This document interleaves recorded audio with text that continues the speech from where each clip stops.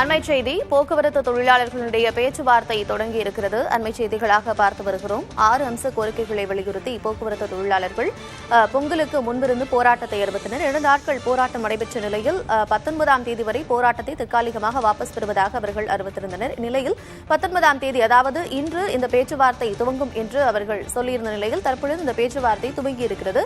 அண்மை செய்திகளாக பார்த்து வருகிறோம்.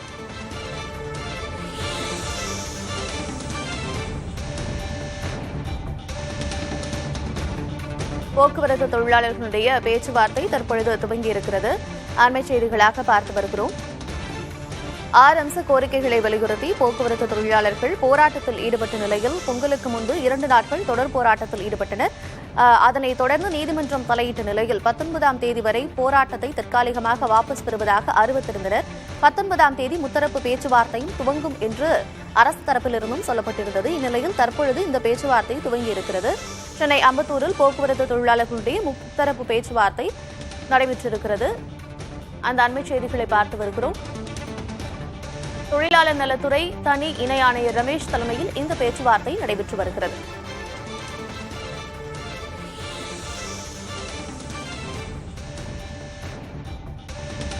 தங்களுடைய கோரிக்கைகளுக்கு அரசு செவிசாய்க்க வேண்டும் என்று போக்குவரத்து தொழிலாளர்கள் போராட்டத்தில் ஈடுபட்டனர். பொங்கல் பண்டிகைக்கு முன் 6 அம்ச கோரிக்கைகளை முன்வைத்து தொழிற்சங்கங்கள் வேலை நிறுத்தத்தில் ஈடுபட்ட நிலையில் அவர்கள் 19ஆம் தேதி வரை போராட்டத்தை ஒத்திவைத்திருந்தனர். இந்நிலையில் இன்று இந்த போராட்டம் தொடர்பான தங்களுடைய கோரிக்கைகள் தொடர்பான பேச்சுவார்த்தை நடைபெறுவதாக அறிவிக்கப்பட்டிருக்கிறது. பேச்சுவார்த்தை தொடங்கி நடைபெற்று வருகிறது. விவரங்களோடு இணைந்திருக்கிறார் செய்தியாளர் ராஜ்குமார். இந்த பேச்சுவார்த்தை துவங்கி நடைபெற்று வருகிறது. மிகுந்த எதிர்பார்ப்பை ஏற்படுத்தியிருக்கக்கூடிய இந்த பேச்சுவார்த்தையில் என்னென்ன விஷயங்கள் எல்லாம் பேசப்படும்? ஏன்னா பொங்கலுக்கு முன்னாடி இந்த பேச்சுவார்த்தைக்கு தோல்வியடைந்த நிலையில் இந்த வேலை நிறுத்தங்கள் மிகுந்த சிரமங்களை மக்களுக்கு ஏற்படுத்தியிருக்கு. ஸோ இந்த பேச்சுவார்த்தை ரொம்ப முக்கியத்துவம் பெறுகிறது. என்னென்ன விஷயங்கள் பேசப்படுறாங்க? கார்த்திகா, பொங்கல் பண்டிகைக்கு முன்பாக 6 அம்ச கோரிக்கையை வலியுறுத்தி 2 நாள் நடைபெற்ற வேலைநிறுத்த போராட்டத்தில் சென்னை உயர்நீதிமன்றம் அறிவுறுத்தலுக்கு பிறகு தற்காலிகமாக வேலைநிறுத்த போராட்டத்தை வாபஸ் பெற்றார்கள் தொழிற்சங்கத்தினர். அதற்கு பிறகு 19ஆம் தேதி இன்று முத்தரப்பு பேச்சுவார்த்தை நடைபெறும் என அறிவிக்கப்பட்ட நிலையில் அம்பத்தூரில் தொழிலாளர் நலத்துறையினுடைய இணை ஆணையர் ரமேஷ் தலைமையில் முத்தரப்பு பேச்சுவார்த்தை சற்று நேரத்திற்கு முன்னதாக தொடங்கி இருக்கிறது.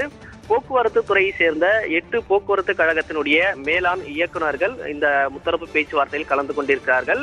அதே போன்று சிஐடி தொழிற்சங்கத்திலிருந்து சவுந்தரராஜன், அண்ணா தொழிற்சங்கத்திலிருந்து கமலக்கண்ணன், ஏஐடிசி, HMS உள்ளிட்ட 27 தொழிற்சங்க நிர்வாகிகளுக்கு அழைப்பு விடுத்திருக்கிறார்கள். கூட்டத்தில் கலந்து கொண்டிருக்கிறார்கள்.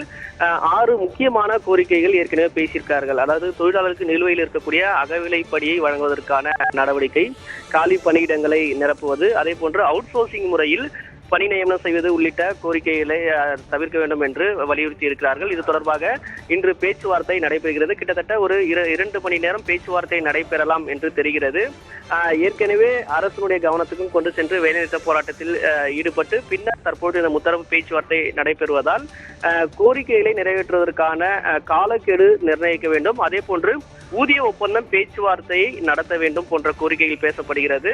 தொழிற்சங்கங்களுக்கு சாதகமான முடிவை தமிழக அரசு இந்த கூட்டத்தில் பேச வேண்டும் என்று தொழிற்சங்கங்கள் எதிர்பார்க்கின்றனர்.